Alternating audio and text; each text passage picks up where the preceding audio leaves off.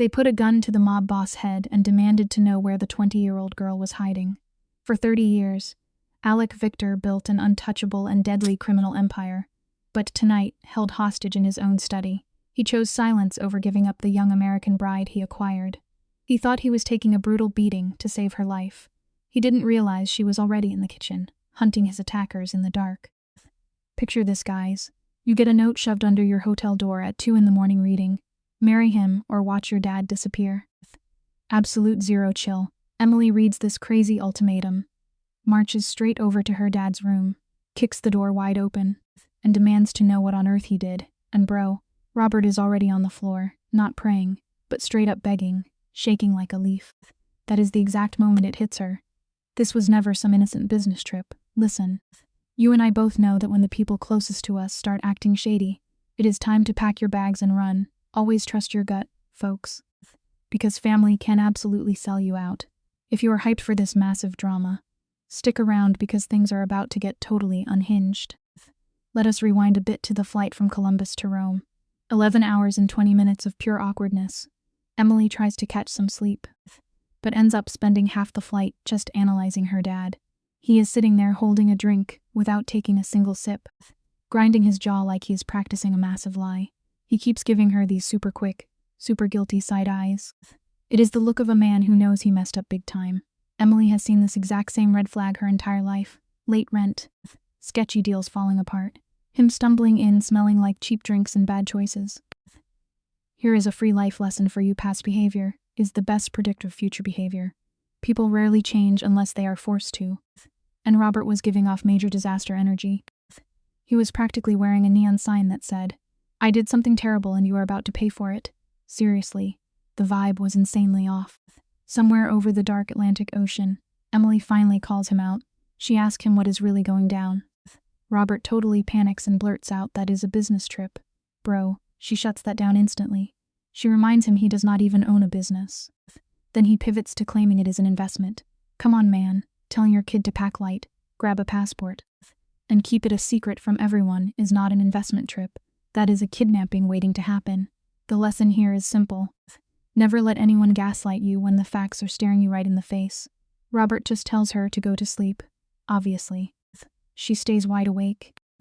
Emily spends the next 4 hours watching him like a hawk. When they finally touch down in Rome, she has zero clue what the actual plot twist is. But her survival instincts are absolute screaming. You know that creepy, gut-wrenching feeling when something is terribly wrong. Yeah, she had that. A massive black car is waiting outside, complete with a silent driver giving off major hitman vibes. Emily hops in just because her dad does, mostly to avoid throwing a tantrum in an airport at 6 a.m. Honestly, we have all compromised our boundaries to keep the peace. But here is a major life lesson. Never stay quiet just to be polite when your safety is on the line. She would deeply regret wasting those next 6 hours waiting for her cowardly dad to explain him. Spoiler alert, he never explains a single thing. He just stares out the window, gripping his hand so hard his knuckles are chalk white. After a 40-minute drive into the middle of nowhere, they pull up to a literal fortress. Huge automatic iron gates swing open before they even hit the brakes, which means security has been watching them the whole time. Big yikes. Then she spots the villa.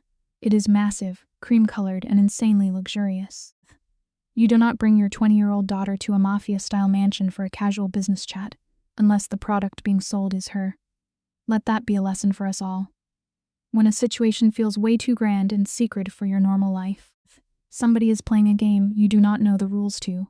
Her voice goes completely dead. Her voice always went flat when she was terrified. She asks him who lives in this crazy compound. Robert finally turns to her, and guys, his face is a whole mess. It is this wild mix of heavy guilt, sadness, and twisted relief. He looks like a guy who is finally dropping a massive burden, even if it means destroying his own kid to do it. Her stomach completely falls out. He begs her to listen and stay calm. She tells him she is calm, but when he asks for her trust, she straight up roasts him, saying she trusts him less every single time he opens his mouth. Remember, folks, trust is earned through actions, not demanded in the middle of a shady crisis. The car parks. The silent driver opens the door. Robert literally just walks away toward the entrance without saying another word. Emily just sits there in the back seat for 3 whole seconds, totally paralyzed. But what else are you going to do? You follow the trail. You step in the lion's den, and you face the music. She walks in, and the final boss is already in the room. But check this out, he is not hovering by the door waiting for them like a normal person. He is chilling in the center of the room, completely ignoring their entrance, just looking at something on his table. When he finally turns around, he moves with that slow, arrogant swagger of a guy who owns the world. He is a man who clearly has not waited for anyone in decades. The lesson today: true power never rushes. It forces everyone else to adjust to its pace. He is 57 years old, looking like an absolute menace. This guy has silver-streaked hair, peach-black eyes, and a face that screams pure authority. He is not just handsome, he is straight-up commanding. He is wearing a custom-tailored suit that probably cost more than Emily has seen in her entire lifetime. He just stands there, absolutely perfectly still. He does not even glance at her useless dad. He locks his dark eyes entirely on Emily. It is one of those intense, calculating stares that sizes you up, prices you, and buys you in under 4 seconds flat. But Emily, she stares right back. She knows from dealing with her dad that blinking first is a rookie mistake. Life lesson alert. My friends, if you want to survive a Shark Tank, you have to look the shark dead in the eyes and show no fear, even if you are terrified. She holds her ground and refuses to look away. You can actually see a tiny micro-expression shift on the boss's face. He respects it. Her dad introduced him as Alec Victor, sounding like a dude walking to the electric chair. Alec greets her with this incredibly smooth, flawlessly practiced Eastern European accent. His voice is super low, practically vibrating with that heavy top-tier villain energy. Emily just demands to know what is going on. Alec barely even looks at her dad and just casually orders him to leave the room. And guys, her own father actually turns and walks away. He is really going to abandon her with this mob boss. Listen, the harshest lesson in life is realizing that the people supposed to protect you will sometimes throw you right to the wolves. Her body's alarm bells are absolutely blaring right now. It is that terrifying freeze response right before the pure panic sets in. She begs Ed to away, but the coward just mumbles that it is fine and walks out. The heavy door clicks shut. Now, it is just Emily and Big Bad Wolf. She looks Alec dead in the eye and demands he start talking. Oh boy, and he does. He does not sugarcoat a single thing. He speaks with zero emotion, treating the whole situation like a dry legal contract. Because honestly, that is exactly what she's to him. Turns out, her deadbeat dad borrowed $412,000 8 years ago from the absolute worst kind of shadow bank. You know, life teaches us that secret debts always come due, and the interest is paid in blood or tears. So the dad's business totally flopped. Obviously, for 8 whole years, there were missed payments, desperate extensions, and Alec being incredibly patient. But now, that patience has completely dried up, since her dad could never pay back the cash. Alec calmly drops the biggest plot twist of the century. He says they renegotiated the terms. Emily stares at him, utter confused. Renegotiated to what exactly? Marriage, bro. She just stands there waiting for the punchline. She expects this to be some crazy mistranslation or a sick joke, but the punchline never drops. She asks if he is being serious. And this absolute menace just replies that he never jokes about contracts. Take notes, guys. When a toxic person tells you exactly who they are, believe them the very first time. She does the mental math right to his face. Is 20, he is 57. She calls him out on the insanely creepy 37-year age gap, asking how he could possibly think this was a normal deal. But Alec hits her with the ultimate reverse card. He looks her dead in the eye and says calm at it. Boom. Betrayal level over 9,000. The silence that hits the room is absolutely deafening. Emily just snaps. She does not even think about it. She grabs a heavy crystal glass off the side table, absolute launches it across the room. It smashes into the well just 6 inches from his head, showering glass everywhere. Listen, bottling up rage only leads to explosions. So sometimes you just have to break something, but wait for it. The boss does not even flinch.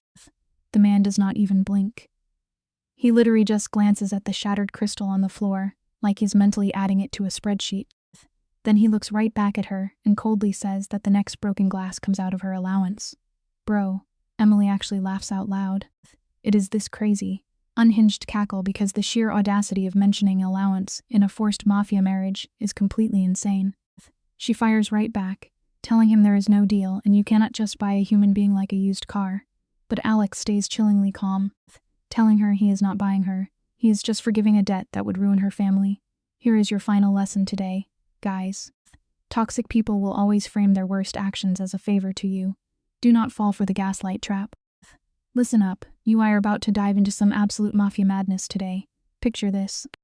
Emily looks this powerful boss dead in the eye and says her family is already ruined the second her dad tried to fix things. The boss coldly asks what her genius plan is then. She storms off to find her old man. He is hiding down the hall, looking totally defeated. Guys, his face is wild. It is not just guilt or shame, Emily knows those looks. She grew up with a dad who constantly messed up. But this is the face of a guy who made the worst choice of his entire existence and realized he cannot lie his way out of it. Honestly, it is a hard truth, but sometimes the people who are supposed to protect us let us down the absolute most. Emily is vibrating with rage. She demands he tell her it is a lie, begging him to say she understood this insane plot twist. But her dad croaks out that he cannot do that. His voice is shattered. Emily rushes him. Standing over this broken man with her hand shaking like crazy, she yells that he should have just told her. Whatever mafia debt this was, they could have figured it out together. But then he drops the bomb. $400,000. He says it completely dead inside. Where were they going to magically spawn $400,000? He tells her the mob threatened to collect another way, and he knew their brutal reputation. It goes to show. Running from your problems just creates a much bigger monster waiting for you at the end of the road. The dad tries to play the victim card here. He claims Emily is all he has. And he literally thought handing her over to this mafia kingpin would keep her safe. What kind of twisted logic is that? He assumed the boss's wealth would protect her. Emily is absolutely disgusted. Her voice drops into a super cold, terrifying tone. She looks right at him and says, "You sold your own daughter to the mob and just crossed your fingers." He whines that he had zero choices left. But she shuts him down instantly. She warns him never to speak that garbage again, then storms out. She has no clue where she is running. Just that she has escaped is a harsh lesson, guys. The most painful betrayals usually come from the exact people who claim they are doing it for your own good. Emily manages to find a door leading outside and desperately gasps for air. She is out on this gorgeous terrace, staring at the epic skyline of Rome in the morning light.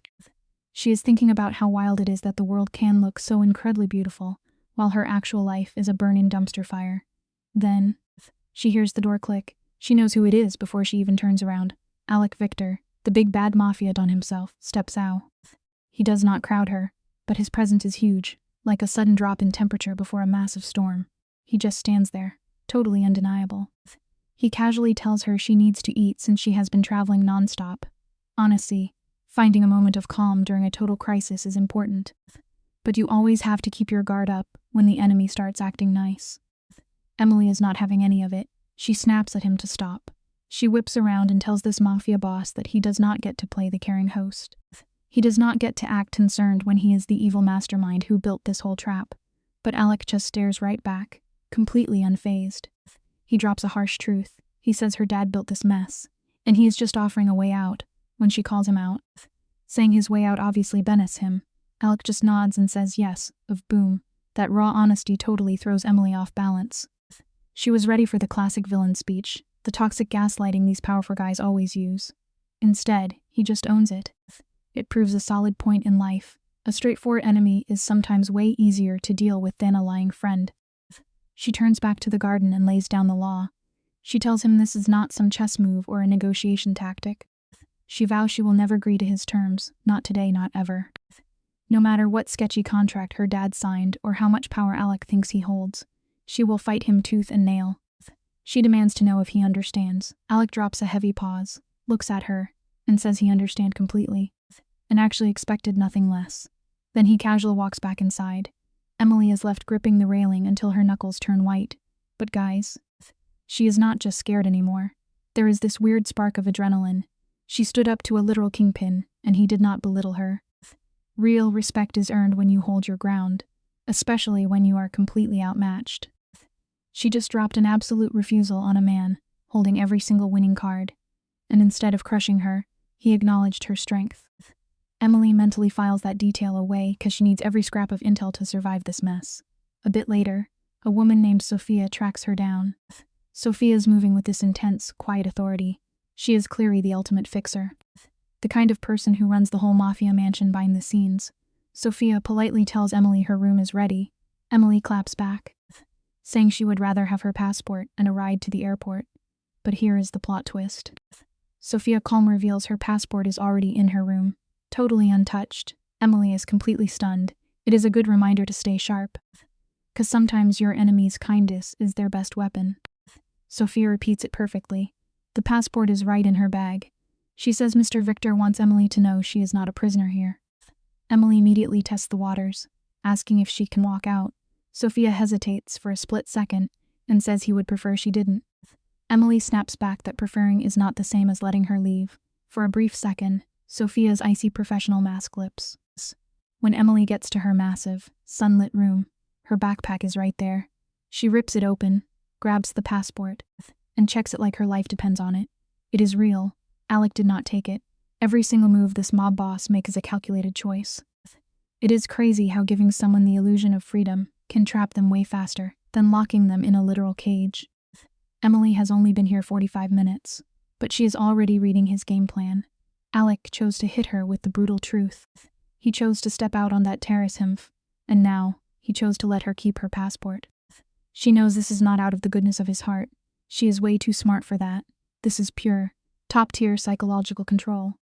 By letting her keep the passport, he is forcing her to waste all her mental energy figuring out if she can actually escape. She will be agonizing over the risks, instead of plotting a wild counterattack he might not see coming. He is keeping her busy. Always remember, if someone hands you an easy out during a high-stakes conflict, they have probably already rigged the exit. It is a masterful, terrifying strategy. She tucks the passport right in the front pocket of her bag, keeping it close just in case she needs to bolt. She pulls out her phone and shoots a text to her friend Dana, telling her not to panic and absolutely not to call the cops. Dana fires back in 30 seconds flat, threatening to call every authority on the planet if Emily does not explain within 10 minutes. Emily cracks a tiny smile. She types back that she is safe and promises to explain later. But after hitting send, she just stares at that word. Safe. She drops the phone, staring at the ceiling, forcing her brain into pure survival mode. She has done this a million times thanks to her dad's messes. Life throws crazy curveballs, but keeping a cool, methodical head is your best armor when everything else is falling apart. Let's break down her inventory together. She has a phone with a terrible signal. She has a totally useless father who might serve a purpose later. Downstairs, she has a Mafia don who holds every single advantage. But he already made 3 choices, proving he is not just a brainless tug looking for pure domination. It is a small advantage, but it counts. She has her own brain. That stubborn, hardcore survivor mindset that dragged her through her mom walking out, her dad's epic failures, and working brutal double shifts just to save $1,100. That part of her refuses to stop looking for an escape hatch. It just proves that your absolute best asset in any nightmare scenario is your own resilience. Nobody can steal your grit unless you hand it over. She vows to find a way out. Her master plan: march right downstairs the next morning, sit across from Alec Victor, look him dead in the eye, and figure out exactly what makes this boss tick. You literally can outsmart an enemy you do not understand.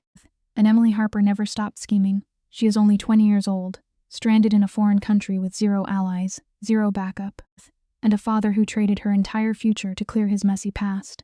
But this untouchable mafia boss made one massive rookie mistake. He let her keep her sanity in her sharp mind. That oversight is going to cost him big time. It is a classic underdog lesson. Never underestimate someone who has absolute nothing left to lose, because that is when they become incredibly dangerous. She decides to go to breakfast. Going to breakfast is a perfectly calculated move. It is almost 8 in the morning. She is staring into the mirror, jaw locked, eyes filled with pure determination. Sure, she could have hidden in her room. She could have boycotted the meal entirely. But hiding means giving up the first major power play. And Emily did not survive 20 years of chaos by letting someone else control the board. She walks downstairs at exactly 8 o'clock sharp. Alec is already chilling at the table, sipping coffee and reading a physical newspaper like a classic Mafia don. When she walks in, he gives her that exact same calculating look from the night before, sizing her up and filing away every detail. Taking control of the tiny details is how you start winning back your life, step by step. Alec casually points to the chair across from him, and she takes a seat. Sophia materializes out of thin air, pouring coffee like a phantom. Emily grips her mug with both hands, locking eyes directly with Alec. They sit there in total silence for 30 entire seconds. That is an eternity when two people are caught in a massive standoff. Finally, Emily breaks the silence. She does not speak first because she is weak. She does it because gathering intel is way more crucial right now than playing a silly staring contest. She demands to know what this twisted mafia arrangement actually looks like on a daily basis. Alec slowly folds his paper, locks onto her, and gives her his complete attention. Knowing when to drop your ego to gather facts is a true superpower everyone should master. So get this, guys, our girl Emily is suddenly locked in this insane billionaire mafia arrangement. The boss, Alec, is literally laying down the law, telling her she has maids, Italian lessons, and a personal driver. But Emily is not stupid. She immediately clocks that the driver is basically a highly paid babysitter, reporting right back to the Don. He calls it considerable freedom within parameters, which is just a fancy way of saying she is trapped in a gilded cage and has to play the role of his perfect partner at fancy galas. It just goes to show, you should always read the fine print in life, because absolute comfort usually comes with invisible chains. Then Emily drops the heavy question and asks when the actual wedding is happening. And guys, the answer Alec gives completely throws her off balance. He calmly sips his coffee and says the timeline is fully negotiable, no forced vows, no creepy demands. He just wants her visible when he needs her for his mob politics, and he promises nothing happens without her total consent. Emily is totally shook. She was braced for some twisted, manipulative mind games, but instead she gets this raw, unfiltered bluntness that short-circuits her brain. She can't help but ask him why he chose her, honestly. It is a good reminder that sometimes the most disarming thing you can do is just tell the absolute truth. Emily is not letting this go without a fight. She looks this powerful, terrifying mafia boss right in the eyes and demands to know why her father owes a debt that has to be paid with her. She thinks her dad has assets left to take, but Alec drops a total bomb. Her dad is completely broke dust, nothing left. So Emily goes straight for the throat and asks the darkest question imaginable. Why not just hurt her dad like other ruthless mobsters do? The tension in the room spikes instantly as Alec quietly repeats her words. Men like me. The lesson here is pretty heavy. Be careful when you make assumptions about people based purely on their reputation, because you might just be missing the real story entirely. Alec does not blow up like a typical villain. Instead, he reveals something wild. Emily says dad actually spent the last 8 years working him to the bone, taking humiliated jobs just to pay off his massive debt. Alec actually respects that hustle. It completely flips the script. Emily assumes this twisted deal is some kind of sick mercy. But Alec's cold logic, he is 15 years old, sitting on a massive empire, and has absolute zero heirs to inherit it. Her dad practically handed him the ultimate loophole. This whole exchange teaches us something super important. In the real world, intent matters just as much as the outcome, and acknowledging someone's hard effort can completely alter how you treat them.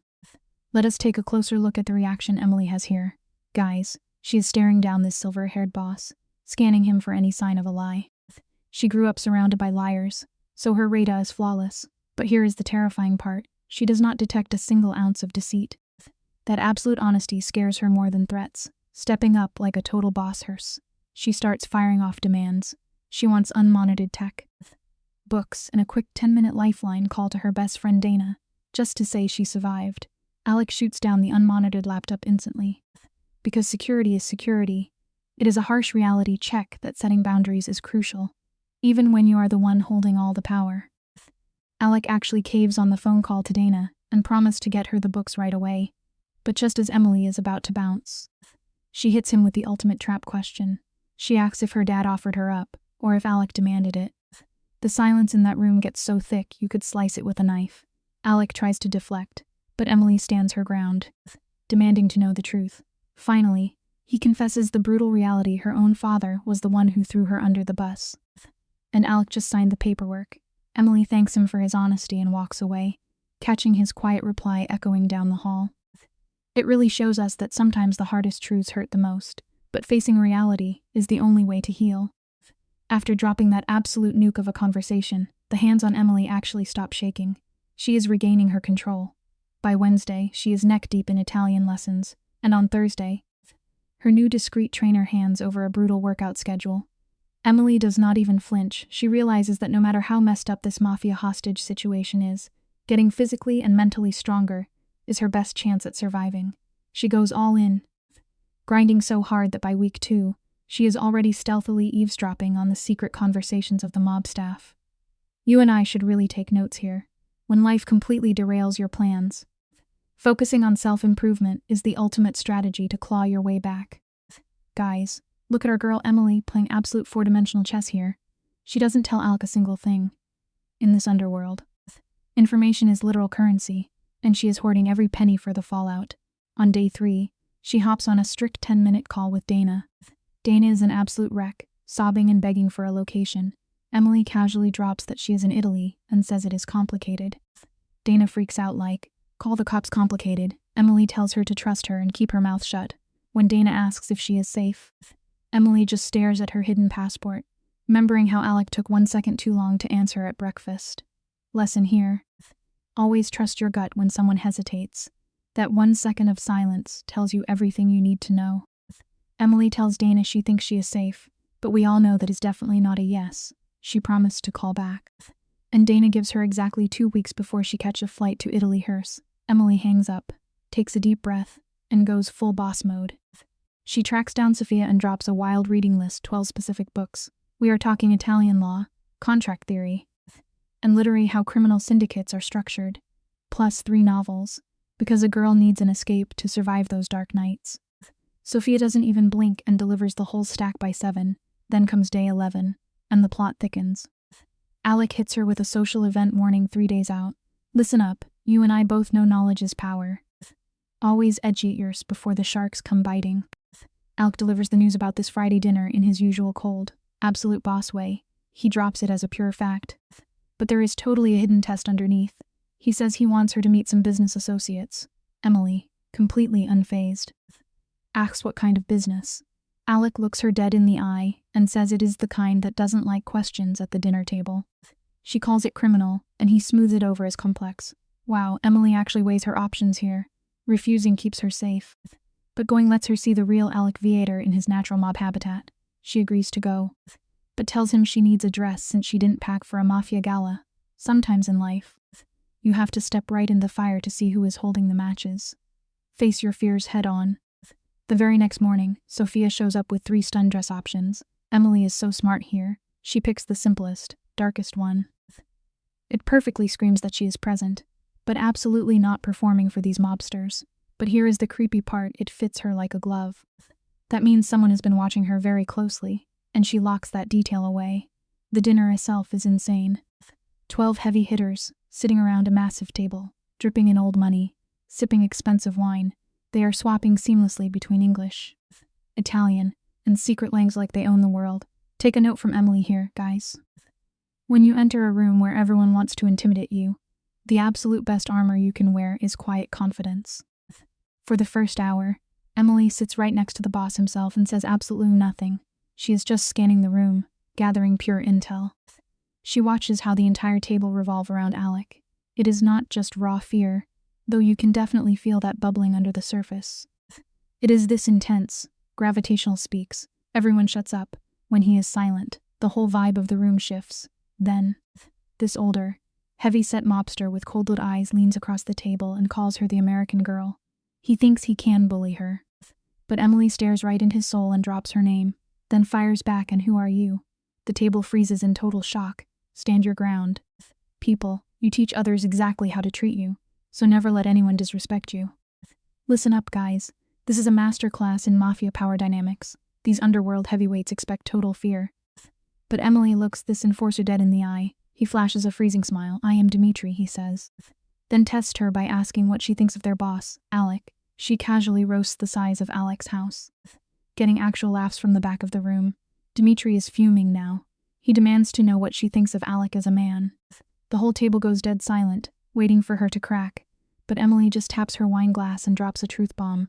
She says Alec values honesty. Make him either admirable or highly dangerous. Here is a simple life lesson for you. When aggressive people try to back you into a corner, calm confidence is your absolute greatest shield. The room goes completely dead silent, absolute crickets. Then Alec, the Mafia boss, lets out this sound. It is not quite a full laugh, but it is getting there. Dimitri just stares at Emily, leans back, and mutters that she is interesting, then literally ignores her the rest of the night. Fast forward to the car ride home. The tension is crazy thick. Alec finally asks if her savage move was dangerous or admirable. Emily does not even blink. She tells him she did it on purpose to prove Dimitri's little mind games do not work on her. Alec reminds her Dimitri has been running the Underworld for 30 years. It just goes to show you, guys.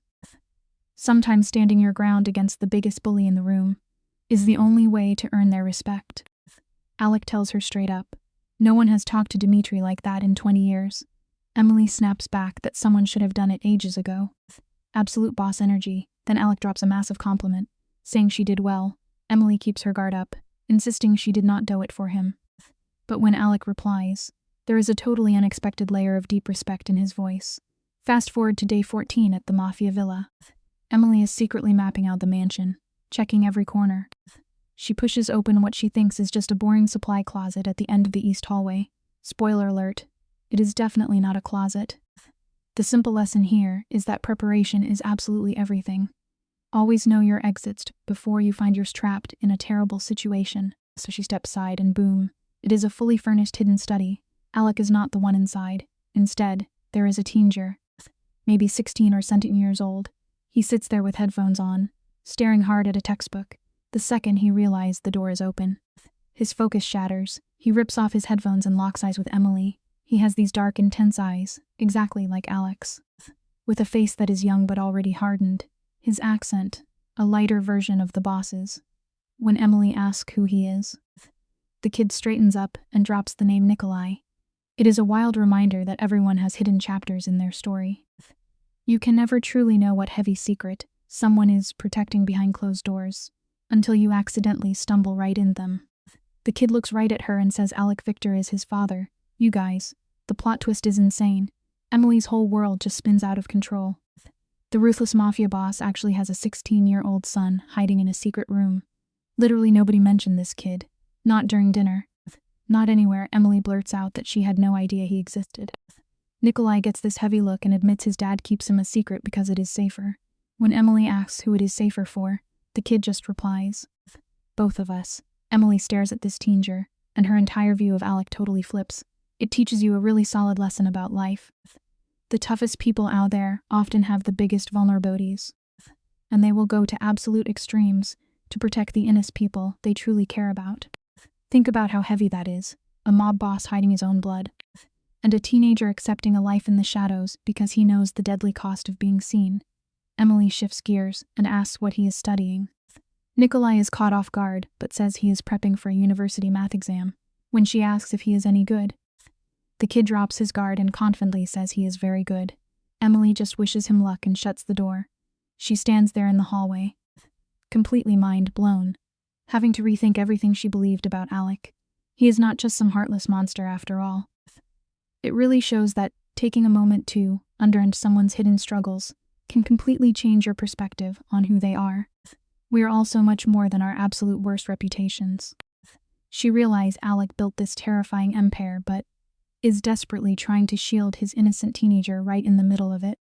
This does not magically excuse his crimes, but it gives Emily real, unfiltered truth for the very first time. She locks this secret away in her brain for later, like the absolute tactician she is. Back in her room, she tries to read a thick Italian law book until her brain practically melts, lying in the dark. She can't stop thinking about Nikolai saying it is safer with zero emotion.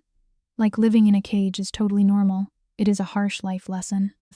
Really, kids always adapt to broken environments we put them in, absorbing the trauma as if it is just a regular day.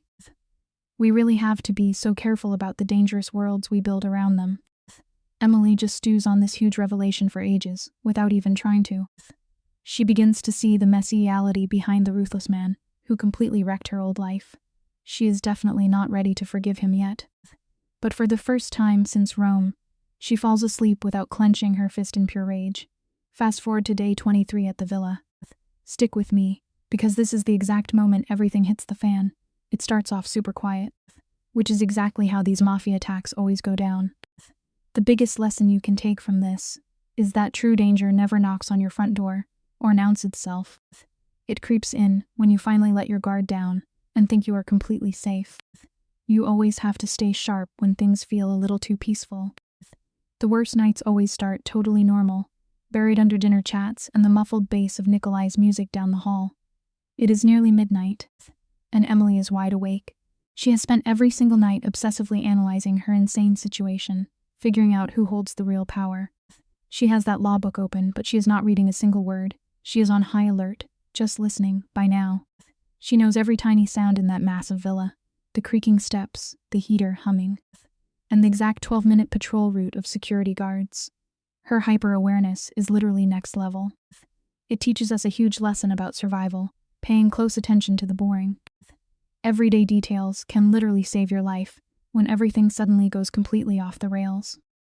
Emily memorized those guard patterns purely on instinct, thanks to a rough childhood where knowing the quickest exit was mandatory.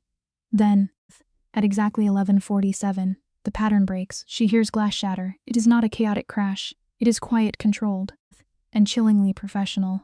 Hitmen are inside the house. Her survival instincts kick in immediately, and she is moving before her brain even processes the fear. She cracks her door open in the pitch-black hallway, relying on the emergency lights. In those 3 tense seconds, she hears something terrifying from the floor below. A weird, muffled sound she can't even identify. The life lesson here is simple.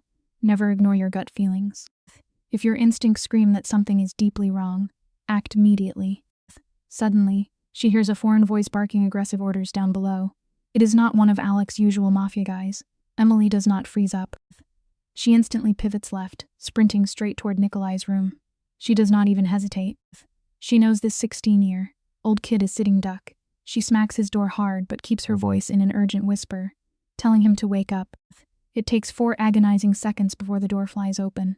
Nikolai is already on high alert, and Emily can tell instantly from his face that he heard the break in 2. She demands to know their fastest escape routes.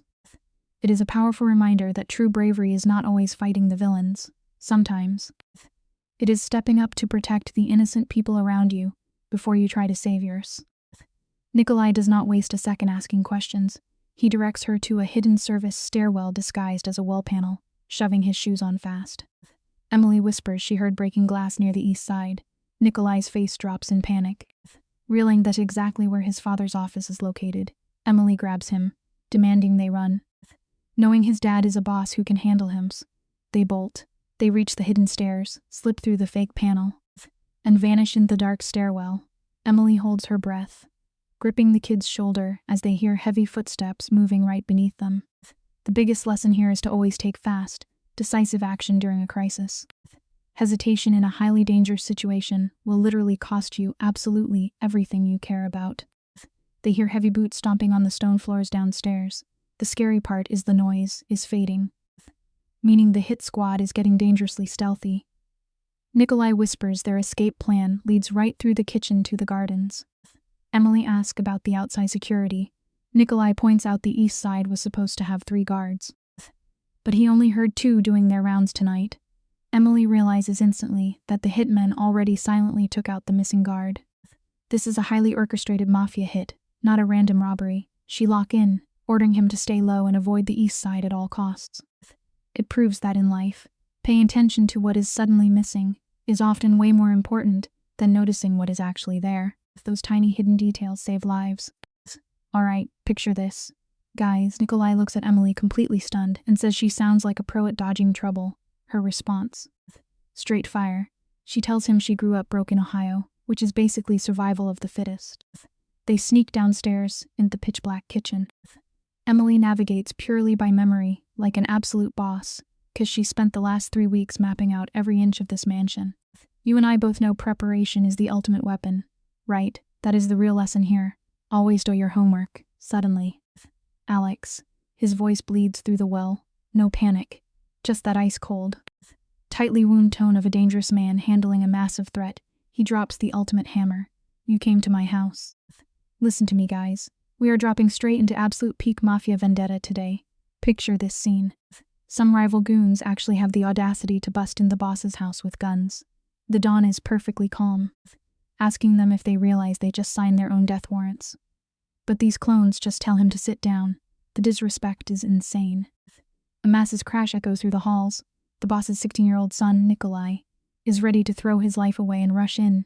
But out of nowhere, Emily snatched him by the collar. This absolute legend uses pure leverage to pin down a future mob boss. She whispers right in his ear to stay put. The kid is shaking with pure fury, ready to charge armed men. But Emily drops the ultimate truth bomb on him, saying they need him alive. Emily looks this furious kid dead in the eyes and says his life is the only currency they have left. And boom, the stubborn Mafia hair actually listens to her. Emily finally breathes. But the tension is still through the roof. She peeks through the gap on the kitchen door and spots 3 pairs of heavy boots. At least 3 armed hitters are prowling the halls. Now picture this. Even with guns pointed at him, Alex, the absolute boss, is speaking in a completely calm, chillingly measured voice. The intruders are the ones getting loud and panicking. Alex is totally flipping the power dynamic on them while sitting down. Meanwhile, Emily is scanning that kitchen like a tactical genius, looking for any way out of this nightmare before the goons realize she is hiding right under their noses. Just appreciate the pure survival instincts on display here. Emily maps out the entire room in 4 seconds flat, knives to the left. Old landline phone on the wall, unlocked delivery door right behind her. She turns to Nikolai and tells him to make a run for it. She gives him the ultimate stealth mission, telling him to sneak out the south wall, find the guards, and then make as much noise as humanly possible to draw attention. The kid asks what her plan is, and this absolute madwoman is already grabbing the phone. She punches in the one secret emergency number she memorized weeks ago. The head maid had slipped it to her inside a law test book with that classic ominous look of, "I hope you never have to use this."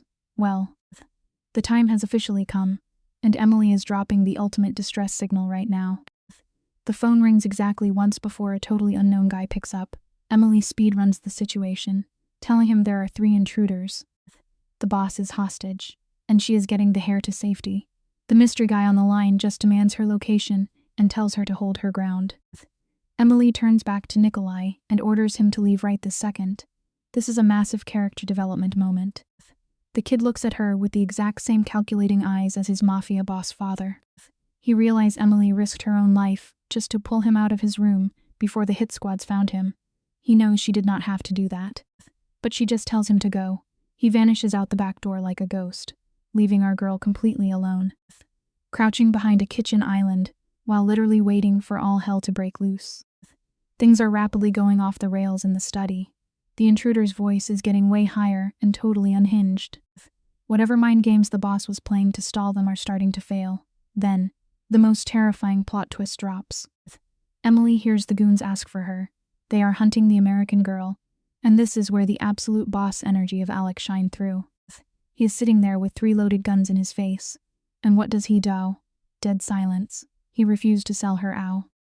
Emily realized this cold Mafia boss is literally choosing to take a bullet rather than hand over her location. Here is a simple lesson for you guys. Sometimes the most dangerous man in the room is the only one actually willing to protect you. Alec is proving his loyalty in the most intense way possible.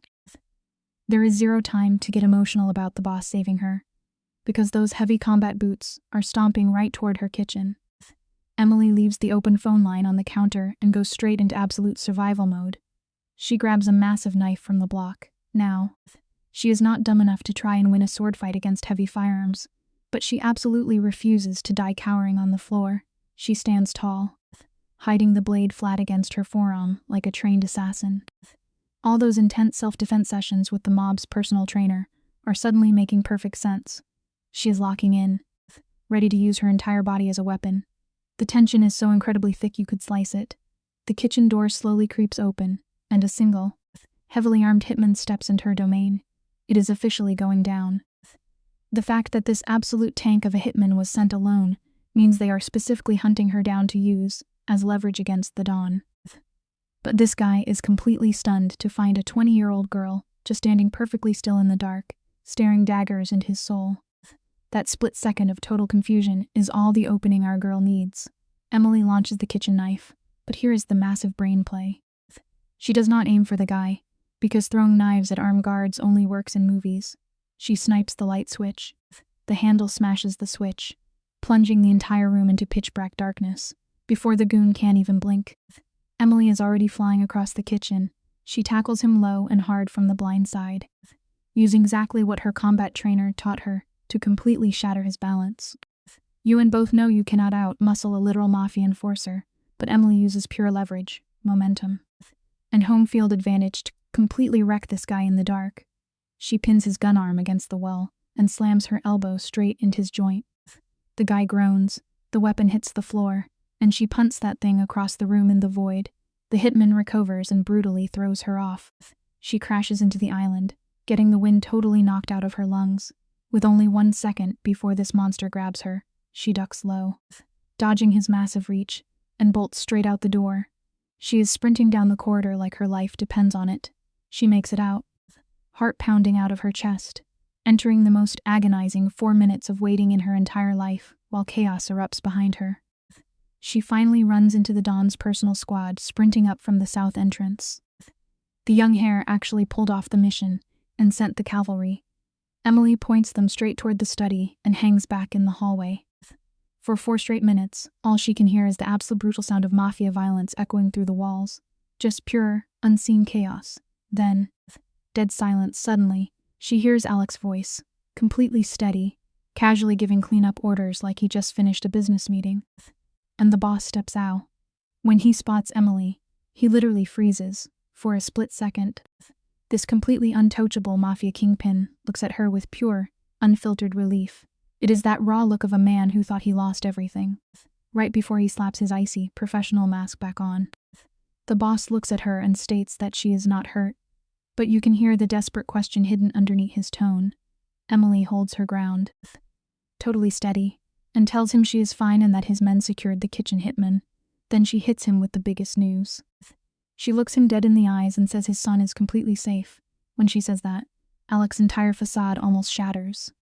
An emotion so deep and intense flashes across his face that it defies explanation. He literally has to stare at the ceiling for 2 seconds, just to stop him from breaking down, before locking his ice stare back into place. He realizes she ran straight into danger to save his 16-year-old boy before she even thought about saving herself. Emily tells him straight up. She will absolutely never apologize for protecting his kid. Alec just soft replies that he is not angry at all. The hallway is swarming with his enforcers now. Absolute chaos everywhere. But to Emily, the entire world just fades to background noise. The adrenaline crash finally hits her like a freight train, and she starts violently shaking. She was a total stone-cold warrior during the fight, but now her hands will not stop trembling. And of course, the boss notices immediately, because this mastermind literally misses nothing. He steps right up to her and does the absolute last thing you would expect from a ruthless mobster. He gently wraps his warm hands over hers, holding them perfectly steady for 5 seconds just to ground her. Then, boom. The emotional walls go right back up. He steps away, fully professional again, and orders his staff to escort her safely back to her room. Before she leaves, Emily demands to know who sent the hit squad. Alec drops one single, bone-chilling word, Dimitri. His voice is so cold it could literally freeze a room. He explains that the slimy rival boss from their recent dinner party decided some verbal disrespect was not enough of a test. Emily suddenly flashes back to that heavy-set dude staring her down at the table. She thought she had just embarrassed him, but no. That absolute creep was running a full threat assessment on her. She slowly realizes this massive shootout happened just because of what she said at dinner. But Alec corrects her with the ultimate mafia logic. He says Dimitri didn't attack because of her words. He sent heavily armed goons because he looked at this young, innocent girl and foolishly thought she was the Don's biggest vulnerability. You and I are going to unpack this massive revelation together. Alec tells her the enemy wanted to use her to destroy his empire, but they were dead wrong about her being weak. Emily pieced it all together like an absolute genius. She looks at the boss and says, "He was testing to see if you cared about me enough to exploit it." And Alec just says, "Yes." She tells him that now the enemy knows the truth. But this time, there is zero mafia calculation in his voice, just pure, raw honesty.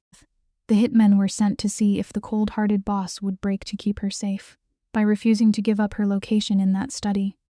Alec basically confessed his feelings to the entire Underworld. The enemy was right all along. Never forget.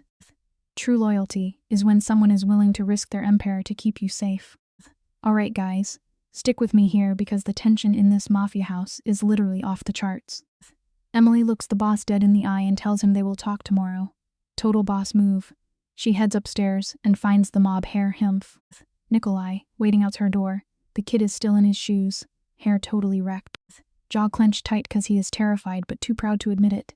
She asks if he is okay. He mumbles yes, but then drops the heavy stuff. He tells her she did not have to risk her neck to save him, adding that normal people run for their lives when they see his father's dark world. Emily just leans on the wall, staring at this kid who grew up locked inside a dangerous, rich bubble. Life lesson here. Guys, sometimes the people with the most money and power are absolutely starving for just one real friend. Emily looks at him and drops the coolest line. She says, "I am not most people." Nikolai looks up. And for the absolute first time since she busted into his life 3 weeks ago, the kid actually smiles. It is a quick, crooked little grin that finally makes him look like a normal teenager instead of a mafia robot. He agrees with her and heads off to bed. Meanwhile, Emily ducks in her own room, sits in the pitch dark, and completely loses her cool. She is doing the deep breathing drills her old trainer, Marco, taught her, desperately trying to slow down her racing heart. All she can think about is the boss, Alec, wrapping his massive hand over hers for 5 whole seconds. It just goes to show that you can put up the absolute toughest front in the world, but your racing heart is always going to tell you the real truth. She can't stop thinking about how steady his hand was, and more importantly, how Alec refused to rat her out when his enemies demanded to know where she was hiding. Emily is super smart, so she is analyzing this purely as raw data. She knows the difference between a guy reacting on instinct and what his actual character is. She realizes the boss did not just lock her in a cage in a moment of extreme pressure, with absolutely zero audience and nothing to gain. He chose to protect her. This completely shatters the image of the ruthless monster she expected to deal with when she first landed in Rome. This guy is a walking plot twist, completely breaking all the mafia rules, because at the end of the day, true character is exactly what a person does when nobody else is watching them. Emily is completely spinning out because she has no idea what to do with the real Alec. Forget the insane age gap. Forget the dangerous mafia arrangement. She is confused about the man himself. This is the exact same guy who gave her straight answers every single time, and tonight he literally took a brutal beating just to keep her safe. That is insane. She knows one thing for sure now: she cannot treat this guy like just another problem to solve. The vibe has totally shifted. She is no longer looking at him as an enemy or a wall blocking her path. She is finally seeing him as a deeply complicated, fully human guy, even if she is way too scared to put a name on whatever this feeling is. You can plan all you want, but you can never outsmart your own deeply buried feelings. She is not even close to figuring it all out, but as she lies there in the pitch black, she finally relaxes her hands. No clenched fists tonight. Her last thought before falling asleep is not about fake passports, escape routes, or calling the cops. Instead, she fixated on the guy who held her shaking hands and then just stepped back, asking for literally nothing. Fast forward to 7 in the morning. The crazy mafia mansion is barely waking up from the chaos of last night, and the promised chat finally happens. The big bad boss actually comes to find her himf. He does not send his maid Sophia. He does not text her, and he does not demand she report to his fancy office. Sometimes the quietest, most unselfish gestures hold way more power over someone than a loud demand ever could. The absolute dawn of this empire actually knocks on her door. When Emily opens it, she is stunned because the guy looks like he has not slept a single wink. For a boss who is usually dressed to kill and perfectly put together, this is wild. His suit jacket is long gone. His shirt is unbuttoned, and he is showing actual vulnerability for the first time. She spots a nasty cut on his jaw that was hidden in the dark last night. She instantly tells him he is hurt, but he tries to brush it off as nothing. Emily is not having it. She commands the mafia boss to sit down so she can clean it up with her first aid kit. Alec just stares at her, completely frozen. He is totally caught off guard. Letting your guard down and showing your messy side is the ultimate test of trust in any dynamic. Pay close attention, because the tension in this room is incredible. Believe it or not, the terrifying mob boss actually listens to her. He steps inside, sits by the window, and stays completely frozen while Emily cleans his wound. They do not say a single word for 2 whole minutes, but honestly that silence speaks volumes. Finally, Emily drops the name of the rival who attacked them. Dimitri. Alec does not even blink.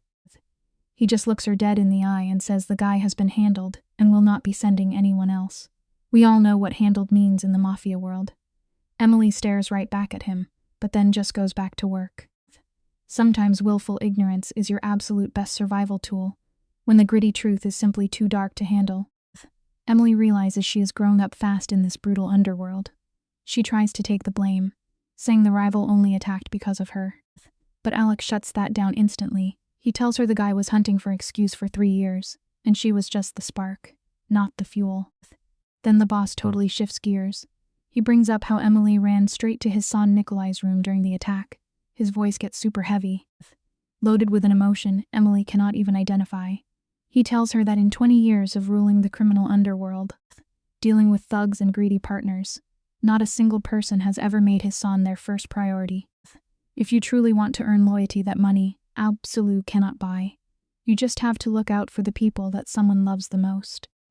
Emily looks the most dangerous man in the city right in the eyes and says, "He is just a kid, no matter what crazy mob war is happening. He is still a child." Alec stares back, and that heavy, unnamed emotion in his eyes flares up strong than ever. He quietly agrees with her. The vibe in that bedroom is shifting so fast. You can literally feel the trust building between them in the morning light.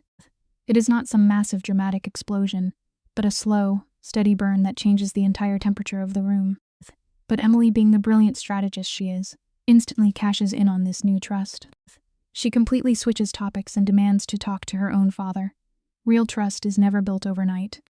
It is a slow burn that builds up drop by drop until it suddenly overflows. Alec just gives her a single nod and says he will arrange a phone call. But Emily is not backing down today. She demands to see her dad in person. No bodyguards, no Suvai's nonsense. There is this incredibly tense pause while the Mafia Don weighs his options. Then, completely shocking her, he agrees to set it up for after lunch. Emily is mind blown. She literally asks him why he is not arguing with her. Alec slowly stands up, moving super stiffly because he took some serious hits last night that he is trying to hide. He tells her he never wanted to cut her off from her family. Emily claps back, reminding him that their whole arrangement has been completely mutating since day one. A genuinely strong leader does not need to micromanage everything. They know exactly when to yield control. You and I are going to unpack this, because the boss just admits the rules have totally changed, and walks out. Emily is left sitting in her quiet room, desperately trying to process all these wild feelings in a solid game plan. Turns out, her dad, Robert Harper, did not flee to the States at all. The guy has been hiding out in a smaller villa just 20 minutes down the road. Finding out he was practically next door for 3 weeks hits Emily incredibly hard.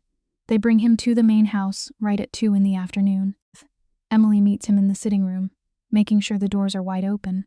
When she finally sees her dad, he looks absolute awful. He is crazy thin and looks 10 years older. Holding on tox guilt will physically age you way faster than time ever could. The second Emily walks into the room, her father jumps up nervously. She just looks at him and firmly tells him to sit down. She is totally running the show now. Sitting across from him, she finally allows herself to really look at the guy. This is the man who raised her completely alone since she was 9 years old. The dad who was a terrible but super enthusiastic Little League coach. The guy who worked 3 exhausting jobs just to put food on the table, but still managed to make the absolute worst, most catastrophic decision of his entire life, claiming he did it all to protect her. Emily is done playing games. She looks him dead in the eye and demands the whole truth.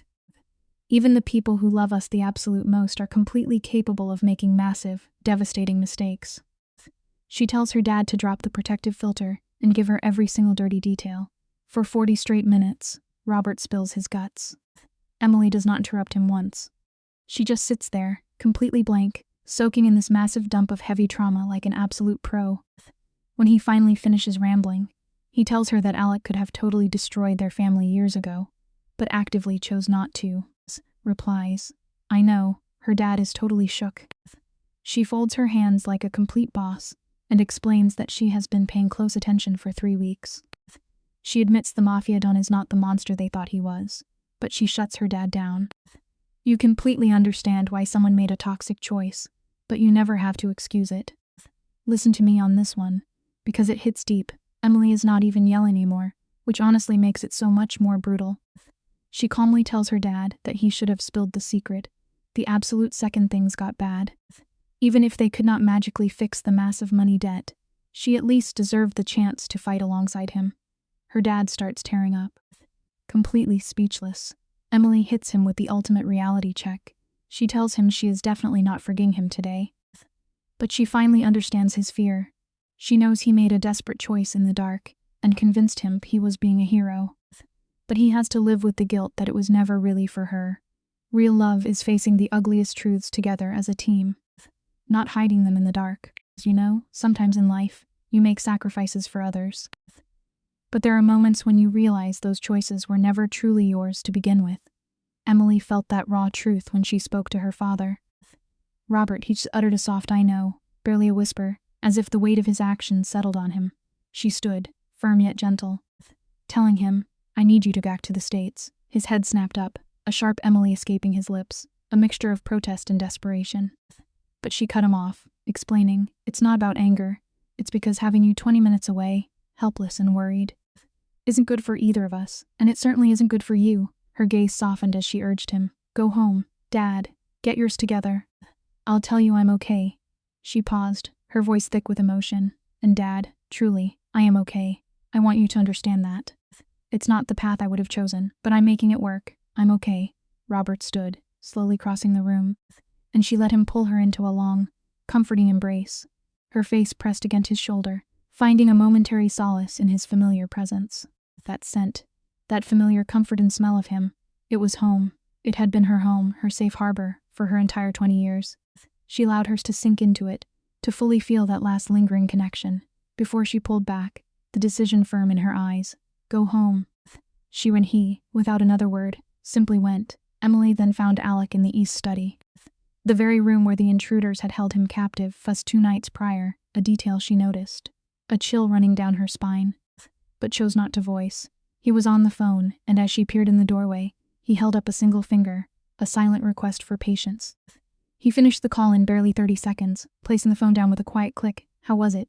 he asked, his voice even hard. She admitted, her honesty unwavering, but necessary. Her gaze swept around opulent study, taking in the towering shelves packed with books, the imposing desk, the tangible evidence of a life meticulously built over decades within a world most people never even knew existed. "I need to ask you something. And I need you to answer me with the same honesty you always do. All right, what happens to my father's debt now? Practically, where do we stand?" Alec leaned back in his grand chair, a picture of calm confidence, and simply stated, "It's settled." His words hung in the air, seemingly definitive. Yet Emily's mind raced, searching for the logic. She pressed, confusion etched on her face. "Nothing's been signed. We're not married. There's been no official arrangement," he repeated, with an unshakable conviction that sent a shiver down her spine. "It's settled. I cleared it 3 weeks ago." Emily stared, her mind struggling to process this revelation. "You cleared it, before anything was decided?" "Yes," he confirmed, his gaze unwavering, meeting hers directly. "Why?" she demanded, the single word brimming with a mix of disbelief and dawning realization. He held her eyes, his response measured, "Because the debt was real. And the threat to your father was very real. And I wasn't going to leave that hanging over you as a tool." "That's not," he paused, carefully choosing his next words. A rare moment of vulnerability from a man who rarely spoke of such things. "That's not how I want this to be." The silence in the room became absolute, profound, like a heavy blanket settling over everything. Emily slowly, deliberately, sat in the chair opposite his desk, her mind reeling. The implications of his words began to sink in, chilling and profound. "So, I was never actually trapped," she murmured, the statement half question, half stark realization. "The debt is cleared. I could have just left at any point." Alec's voice was quiet, almost a confession. "The passport was always in your bag. That was intentional." A sudden intensity in her gaze. "Everything is intentional with you, isn't it?" she challenged, the edge in her tone unmistakable. "Then what is this? Alec, what have the last 3 weeks even been? What exactly are you asking for?" If not a transactional arrangement. Alec remained silent for a long, drawn-out moment, his thoughts hidden behind an unreadable facade. His voice was level, almost impossibly calm, but Emily, having learned his subtle tells, could discern the currents beneath that controlled surface. "I asked your father for you because I believed it was a transaction," he admitted, a surprising layer of honesty in his words. "An arrangement, practical, clean, mutually beneficial in very specific ways. I thought." He paused again, a beat of true reflection. "I was not expecting you to be." "What does that even mean?" Emily asked, a flicker of something she dared not name stirring within her. Alec chose his words with meticulous precision, as if each one held immense weight. It means, he began, that you are not what I planned for. You are not, he cut him off, clearly struggling to articulate a sentiment he rarely, if ever, allowed him to feel. I've spent 30 years building something, Emily, what I've done, and what that means for anyone close to me. I've never, not once, permitted myself to want something that I hadn't meticulously calculated, analyzed, and controlled. He looked at her directly, his dark eyes intense, revealing a vulnerability she hadn't seen before. You, however, have considerably broken that long-standing habit. Emily's heart was doing something wild and erratic, a sensation she consciously chose not to dissect. She quickly interjected, her voice firm. Alec, I'm not asking you to feel something you don't genuinely feel. I'm not asking you to stay because of an arrangement, or a debt, or anything at all, except your own uncoerced choice. It's a good lesson for us all. Isn't it? True connection only blossoms when both sides are genuinely willing. That's what I should have said from the very beginning, and I didn't. Emily continued, the raw honesty clear in her voice. She paused, a brief, almost imperceptible hesitation. Because I wasn't honest with myself yet about what I actually wanted. The quiet, powerful question hung in the air between them, dropping like an irreversible truth. And what you actually want? Emily asked. Her voice barely a whisper, yet it resonated with immense weight. He held her gaze, a profound sincerity in his dark eyes. I want you to choose to be here, he stated, his voice calm, resolute. That's all. Not because of your father's past mistakes. Not because of any financial obligation. Just because you genuinely want to be here. By your own free will. Emily looked at this man. Silver-haired, radiating a power that, even now, sometimes sent a shiver of fear through her. Yet his honesty, time and again, continued to catch her off guard, surprising her in ways she hadn't thought possible. She thought about the young woman who had arrived just 3 weeks prior, clutching her worn backpack, her meager $1,100, and her fist clenched tight against a hostile world. It's a vivid reminder that sometimes, the true path to freedom isn't found in escape, but in embracing unexpected choice. She thought about how utterly certain she had been, how absolute convinced she understood who the enemy was, who she needed to fight. Aren't there yet, she said, her honesty a fragile, exposed thing. I need you to truly unlearn that. I can't tell you right now that I'm choosing this, but I can tell you this, I'm not running. A subtle shift, barely perceptible, passed over Alec's stoic face. That's enough, his voice a balm. It's not a love story, Emily countered. Not yet, anyway. I don't know what it is, he admitted, his gaze steady. Neither do I, she confessed, and the raw, unexpected honesty of that statement, a 7-year-old man. A man who had controlled every room he'd ever stepped into. Admitting such a profound lack of knowing was, strangely, the most disarming thing he had ever said to her. She stood, moving toward the door, but paused just before exiting. The night of the attack, she said, her back still to him, her voice low, when they demanded to know where I was. You didn't tell them. We all face moments when the truth is difficult to speak. But the integrity of silent protection can speak volumes louder than any words. A heavy silence settled in the room, thick with unspoken meaning. Why, she asked again, her voice almost a plea, not really for an answer. After a long, drawn-out pause, his voice came, barely a whisper, yet resonating with an undeniable truth. You know why? And she did. She had known deep in her gut since that terrifying moment in the corridor, when she realized he had chosen to shield her. She had simply needed to hear him not say it, because sometimes the most profoundly honest answers are the ones a person can't quite bring them to articulate aloud. The ones communicated through actions rather than words. With that understanding, she walked out of the study, leaving the weight of their conversation behind her. Chuck, the week that followed felt different, not in a dramatic, explosive way, but in a subtle, pervasive shift. There was no single pivotal scene, no grand declaration, no clear line drawn between what was before and what was now. Instead, it was different the way the weather changes. A subtle alteration in the quality of the air, a series of small, accumulating things that slowly, steadily shifted the landscape of her new reality. She started eating breakfast without even thinking about it as a strategic decision anymore. And, for the first time, she began answering Alex's questions about her day with more than just the bare minimum, actually engage in a real conversation. She couldn't help but notice, and actually allowed hers to notice, the specific, almost intense way, Alec truly paid attention when she spoke. He wasn't just waiting for his turn to talk. A common performance she'd seen from countless powerful individuals over the decades. He was actually listening, genuinely absorbing her words. A rare trait from someone who had probably sat through endless meetings filled with people, merely feigning engagement. Then, something else shifted. Nikolai started appearing at breakfast. To this, as Sophia's carefully neutral expression subtly conveyed, was definitely not his usual habit. He would sit directly across from Emily and engage her in lively debates about mathematics. Specifically, whether the inherent elegance of a proof truly mattered if the ultimate answer was correct. Emily, of course, passionately insisted that it did, while Nikolai steadfastly argued it was entirely subjective, a matter of taste.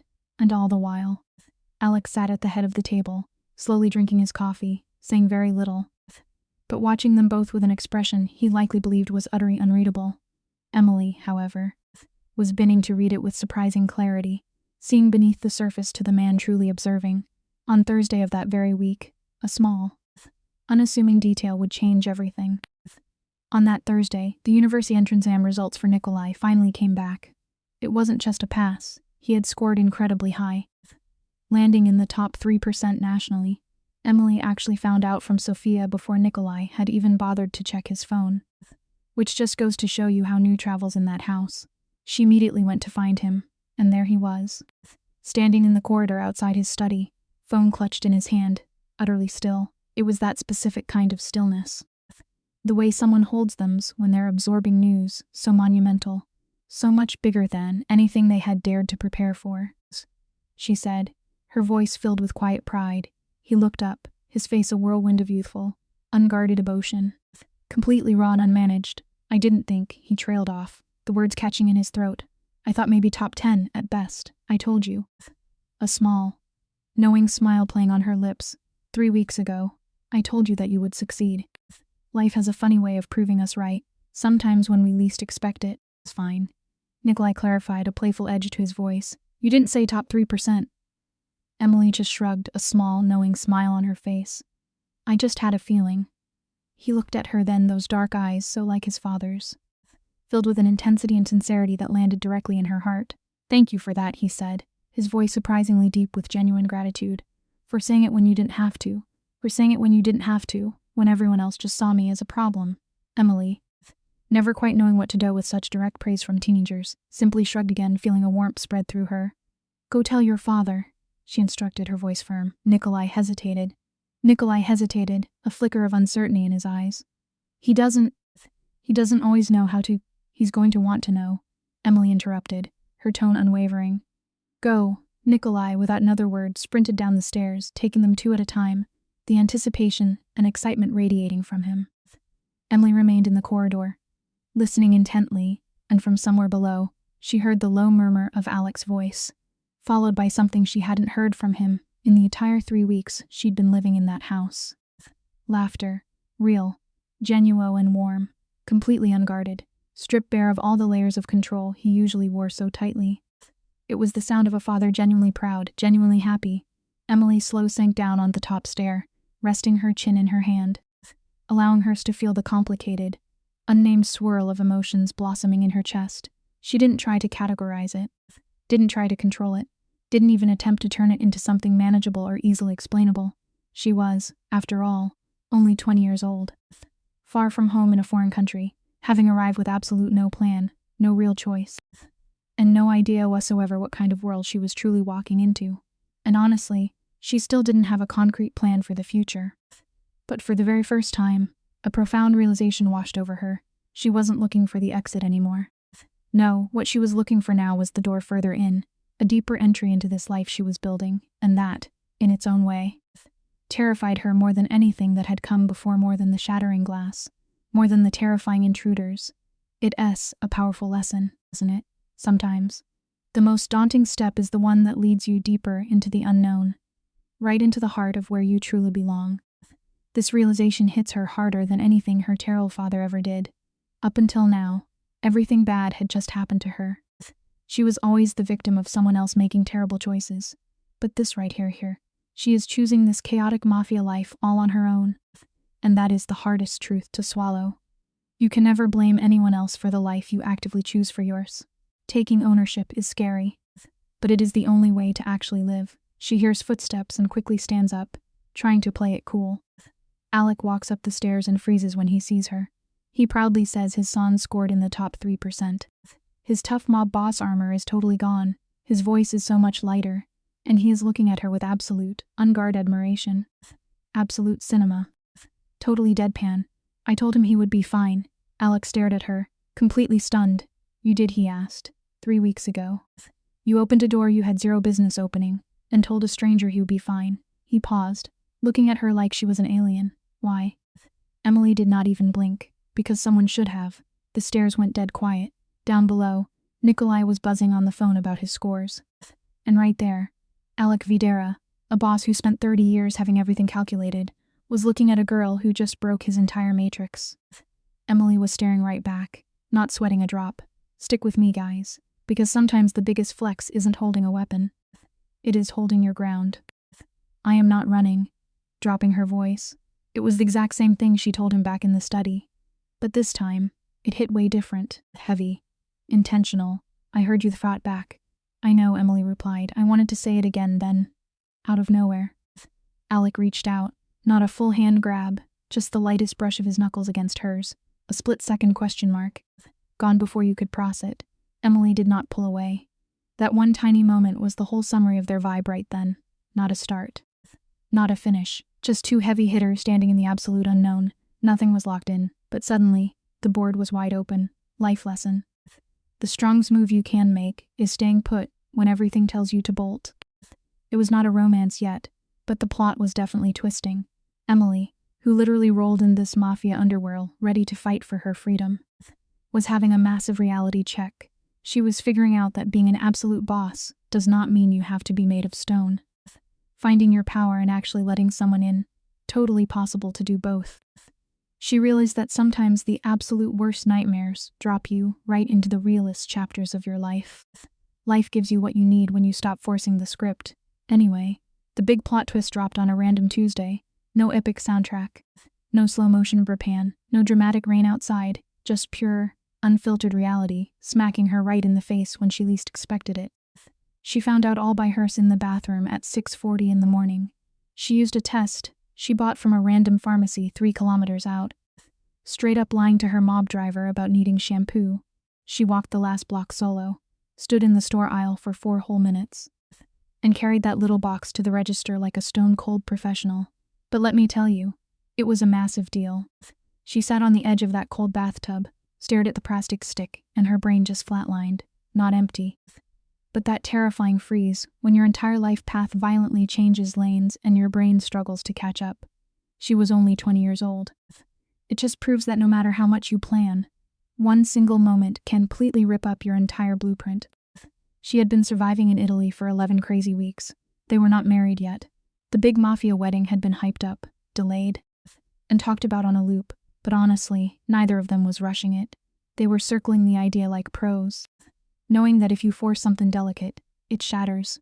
The real kicker, she had not even told Alex she was staying for good. She just kept saying she was not running. By the 3rd time, she did not even have to say it. It was just the new reality, totally unspoken. She stared at that test for what felt like centuries. Then, pure poker face, she shoved it in her pocket and marched straight down to breakfast. Alec was already there. Life lesson. True commitment never needs a loud announcement. It just becomes obvious over time. Tube hair open. Black coffee. The exact same routine she had memorized over 11 weeks, until this Mafia mansion stopped feeling like a prison and started feeling like home. She sat down. The housekeeper poured her a coffee she completely ignored. Alec glanced up from his paper, and boom. He read her expression in under 2 seconds. It used to creep her out, but now she secretly counted on it. What is wrong? He demanded. And it was not a suggestion, she replied, keeping her voice leveled. He completely folded the paper, all of his intense, boss-level focus locked right onto her. You guys know you have to face the music eventually, right, Emily? He warned. She reached into her pocket, pulled out the test, and slid it on the table. The silence in that room dragged out for exactly 4 seconds. She literally counted them in her head. Then Alec finally looked up, and his face did something totally wild. The big bad Mafia boss completely crumbled, not in a crying way, but like a guy who controls every single shadow in the city, suddenly realizing he has zero power over this one tiny piece of plastic. Emily, he breathed. I know, she shot back. How do you feel? Asked. I do not know yet, she admitted, scared. And something else I do not even have a word for. Then, he reached right across the table. He did not grab the test. He grabbed her hand.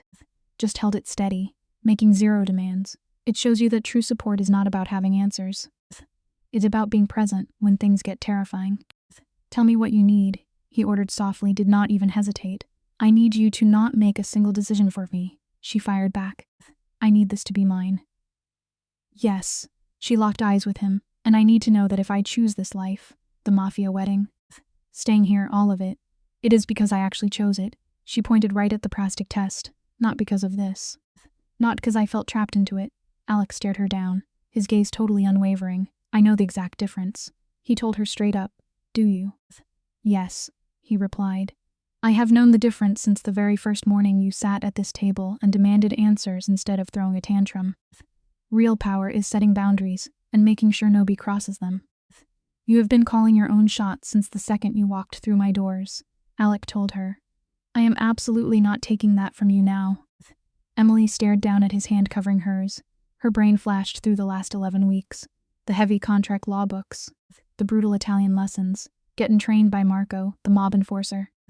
She thought about the shattered glass in the hallway and how this ruthless man actually protected her. She thought about the tension on the stairs and the weight of her own words. I am not running, she said. And this time, it was the absolute final time she would ever need to say it.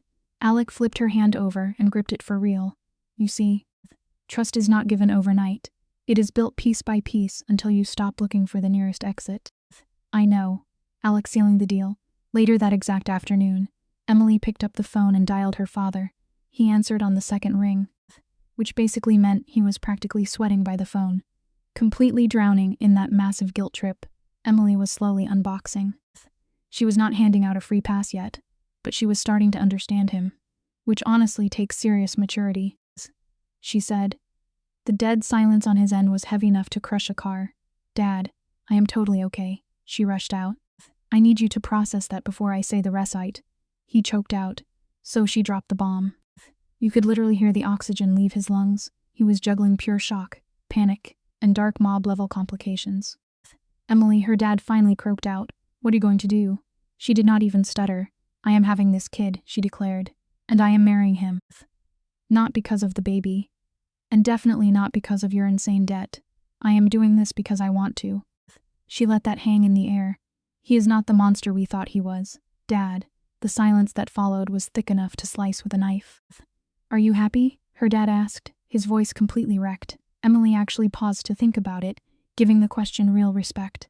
I am getting there, she admitted, and honestly, I am getting there way faster than I ever thought. She heard a massive sigh of relief. Sometimes, the most powerful thing you can own is your truth, even when it sounds crazy. Then that is enough. That has to be enough. Emily did not miss a beat. Come to the wedding, she ordered. I want you there. Are you sure? He asked. You are my father, she replied, keeping it painfully simple. The wedding itself, totally low-key. Emily demanded a tiny guest list, and Alec agreed immediately. Zero pushback, just 12 people. Sophia, the housekeeper, was there, crying with that scary, strict business mafia posture. And Nikolai, he rolled up from college looking like a mess. Realizing that being a lone wolf genius does not mean you have it figured out. Life lesson. Major events do not need a massive crowd. Just the real people who survived the storm with you. Emily just watched Nikolai across the room, finally at peace. We jump straight to the room before the ceremony, and this younger guy catches Emily watching. He walks right up, hands in his pockets, and asks if she is nervous. She admits she is a little on edge, but he looks at her with this unshakable confidence and tells her not to sweat it. He has been watching Alec for 16 long years, and he knows exactly what it looks like when the boss actually cares. He says he has only seen it once with him, and once right now. The implication is massive. Emily looks at this young man, who is literally about to escape this wild life and head to a university, and she feels this huge rush of warmth in her chest. Look, the biggest flex in life is not having power or money. It is knowing you made a positive impact on someone else's future. Nikolai does that classic moody teen shrug. acting like he is allergic to genuine emotion, and dips to stand by his dad. Robert Harper actually shows up 20 minutes early to the ceremony. He looks way better than he did back in that depressing sitting room. Still rough around the edges, he walks right up to Emily. Zero speeches, no dramatic apologies. He just grips her hands and stares at her, like he wants to permanently download her face into his brain. He finally breaks the silence, saying her mom would have had a whole lot to say about this wild setup. Emily actually laughs. A real, genuine laugh. The lesson here: sometimes the darkest moments just need a tiny joke to crack the tension. Emily agrees her mom would have been extra, arriving a day early just to micromanage the seating chart. She tells Robert her mom would have actually liked him, once she got past the chaos of this Mafia arrangement. Emily knows her mom respected people who kept it 100% real. Alec would have driven her up the wall, but totally earned her respect in record time. Robert squeezes her hands, telling her he is incredibly sorry and will be apologizing for a very long time. Emily just looks right back at him. She tells him she will be listening, but she is right here. They are okay. Honestly, you and I could learn something huge from this scene. True forgiveness is not about ignoring the messy past. It is simply deciding to finally step forward together. The ceremony is shockingly short, uncomplicated, and real. You know how small moments hit different when they are not performative nonsense for a massive audience. The official speaks Italian, while Sophia translates in a low murmur. Emily nails her part, speaking clearly. Then it is Alec's turn. He delivers his lines while locking eyes with her. Using that intense stare she spent 11 weeks decoding, the man never looks away. The lesson here is that true presence speaks way louder than grand gestures. Later, they are in the courtyard with this gorgeous late afternoon, light hitting everything perfectly. Alec steps up beside her and softly asks how she feels. Emily does not even hesitate. She simply says, "Like my f." So she absolutely means it. Alec stares at her and says that is everything. But wait for it. Because Emily hits him with the ultimate plot twist. She whispers, "Not quite everything," and touches her stomach for a split second. Alec tracks her hand, and when he looks back up, his stoic mafia boss persona crumbles. All that ruthless control vanishes.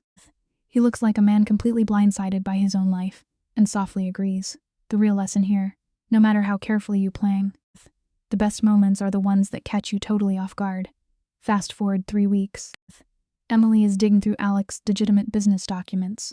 Not the shady underground crime stuff, but 30 years of totally clean property holdings and massive legal investments. She demanded to understand his empire, and he agreed so fast it was obvious he was waiting for her to ask. But then she finds the file. It is not even hidden, guys.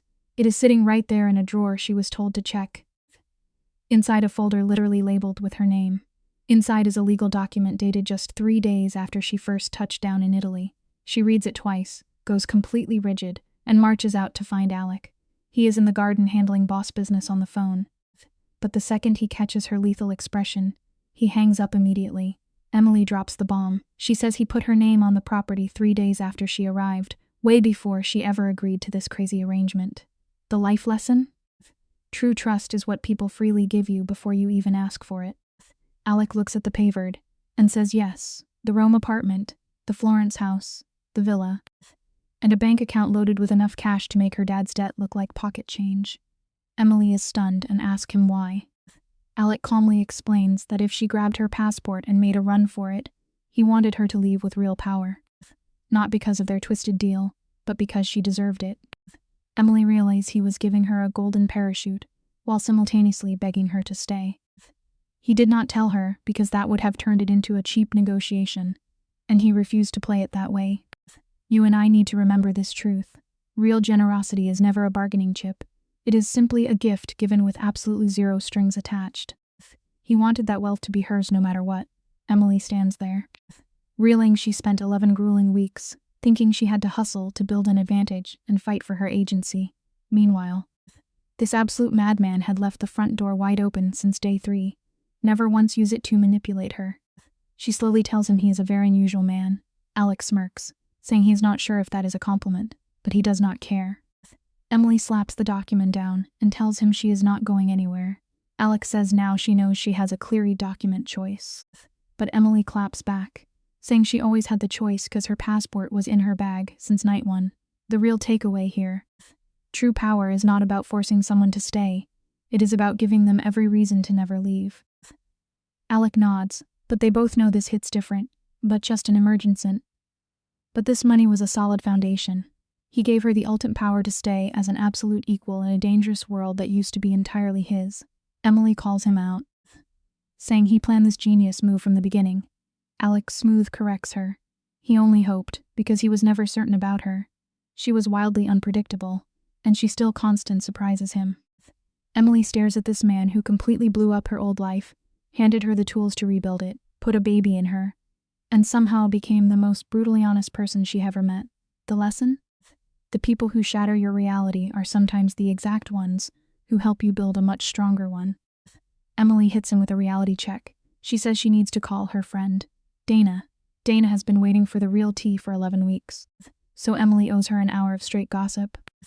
Emily tucks that massive document under her arm and casually mentions they need to fix up the Florence house. Because she has major opinions about the study, you should see Alec's reaction. Something shifts deep in his stoic Mafia face. He asks, amused, if she has opinions about the study. She fires back that she has opinions about literally everything, which he should have known in the first 15 minutes. A totally unguarded, massive smile finally breaks across his face. The lesson here. The absolute best thing you can give your partner is just unapologetically being your chaotic, highly opinionated self. It is the smile of a guy who finally stopped fighting his own happiness. Cut to the phone call, and Dana picks up on the absolute first ring. She uses Emily's full government name and gives her exactly 30 seconds to explain the last 11 weeks. Or she is flying out to Italy to throw hands. Emily just kicks her feet up in a room that finally feels like her own territory. She tells Dane to get comfortable because this is going to take a while. Dana demands to know if the news is good or bad. Emily pauses. She thinks about the insane Mafia drama, the Rome airports, a glass violently shattered against a wall, and a dangerous Dawn who held her hands until the shaking stopped. Life tip. Sometimes the most beautiful chapters of your story start with absolute, unhinged chaos. Her mind flashes through it all, the tense moments, the gentle touches, and that insane document dated 3 days after she landed. She compares the terrified girl who stepped off that plane to the boss she is right now. She did not choose this Mafia life at first, but now she would choose it 100 times over. She tells Dane it was both bad and good, but now, it is just good. Flash forward 6 months later. Alec, the untouchable crime boss, is standing in a hospital corridor for the first time ever. The guy literally does not know what to do with his hands. He casually handles mob intruders and deadly negotiations without his heart rate spiking. He usually moves through danger like water, but right now, the man is completely glitching out. The lesson. True growth means letting yours be terrified by the things that actually matter. Emily had never seen him look so incredibly fragile, 57 years old, and all that heavily guarded mental architecture has completely collapsed. Nikolai is standing next to him. The kid is 18 now, a university student, and doing a hilariously good job acting like he is calm for his dad's sake, even though his leg is bouncing like a jackhammer. The door clicks open, and Alec instant rushes in. Inside, Emily is exhausted, stripped of all pretenses. Holding something incredibly tiny and brand new, she looks up as Alec walks through the door, and guys, his expression totally shatters. It is that rare look she had only pulled of him twice before.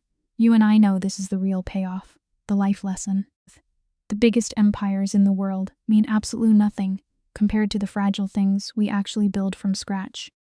He crosses the room and sits right next to her. He stares down at this tiny brand new human in her arms, looking like a man who has officially forgotten every single word he ever learned. Emily softly says hi. The ruthless Mafia boss literally cannot form a sentence. Emily has never seen him this speechless, so she just soaks in the pure emotion of it. She smiles and whispers that the baby has his eyes. Outside, the corridor is buzzing with normal hospital noise, and Nikolai is out there doing an award-winning performance of a guy who is definitely not crying. But inside that room, it is just the two of them, and this brand new little girl who has absolutely zero clue what kind of wild world she just joined. The ultimate life lesson here is simple. Every massive ending is really just the start of a brand new, unpredictable plot twist. Fast forward through the chaos, guys, and we get this incredibly emotional flash forward. Alec promises Emily their baby girl will know she was chosen out of pure love, not some shady Mafia contract. Emily stares back, saying their daughter will know her mom built an empire from scratch, And her dad was the most honest criminal to exist. Alec just cracks up. A genuine, messy laugh showing his fully human side. Emily looks down at her baby, declaring that the absolute worst nightmare of her life somehow became her greatest blessing. Outside the room, Nikolai finally drops his tough guy act and beams with pure joy. The ultimate lesson here, even the most toxic, disastrous beginnings can slowly transform into the most beautiful chapters of your entire life if you truly fight for them. Alec reached out, his hand finding Emily's free one, wrapping around it with a familiar, comforting pressure. He held it just as he had on every daunting staircase, in every long corridor, in every single moment that had required a steadying presence. A quiet reassurance. It was a hold that was sure, unwavering, devoid of any pretense or performance, simply present, simply there, offering a quiet strength. Just, Emily murmured, the single word encompassing a profound understanding. She looked at him. And in that moment, with the complete, uncomplicated clarity that only comes when you've chosen something with every fiber of your being, she knew. She was exactly where she had decided to be. Not where her father's desperate debt had cornered her. Not where fear, or brute force, or the relentless circumstances of her life had placed her. Not where anyone else's story had tried to write her destiny. No, she was here because she had chosen it, consciously, with her eyes wide open, her mind clear, and everything she had painstakingly built over 20 years of learning how to be strong enough to also embrace a softer, more vulnerable path. It's a beautiful reminder that our most significant choices are those we make for ourselves, armed with our own strength and clarity, allowing us to define our own narrative. Guys, think about how wild this journey has been. Emily first touched down in Rome with clenched fists, ready to run for her life now. She is literally walking away with a daughter and an entirely unexpected Mafia family. She realized the most insane, powerful move she ever made was not surviving the attacks or outsmarting the mob bosses at the dinner table. Her ultimate power move to stay when no one forced her to. Not Alec Viator, not her father, not anyone. That choice belonged entirely to her. And honestly, you and I need to remember this for our own lives. Your circumstances might be completely chaotic, but your choices are your own. The moment you take true ownership of your decisions, you strip away the power of anyone trying to control you. Nobody can take that. Emily's story begins with a terrifying situation. She is brought to Rome under false pretenses and discovers that her father has made a marriage arrangement to repay a debt. This moment is shocking because it takes away the most basic human right a person should have, the right to choose their own life. The strongest lesson here is that love, marriage, and loyalty have no real meaning if they are built on pressure. A person cannot be traded, negotiated, or used as payment for someone else's mistakes. Emily understands this immediately. She does not accept the arrangement quietly. She questions, resists, and makes it clear that no contract can own her future. This is an important educational message, especially for young viewers. Sometimes people in power may present control as protection. They may say, "I did this for your safety," or "You have no other option." But safety without freedom is not true safety. Protection without consent can become another form of control. What makes Emily powerful is not physical strength or wealth. It is her refusal to surrender her mind. Even when she is surrounded by people more powerful than herself, she keeps asking questions. She studies the situation, learns the rules, and looks for the truth behind every answer. Later, the story becomes more complicated because Alec does not completely behave like the monster she expected. But that does not erase the lesson. The beginning was wrong because Emily was not given a real choice. The educational lesson is clear. Every person deserves agency. No one should have to earn the right to decide their own future. Choice must come first. Without choice, even beautiful outcomes begin with injustice.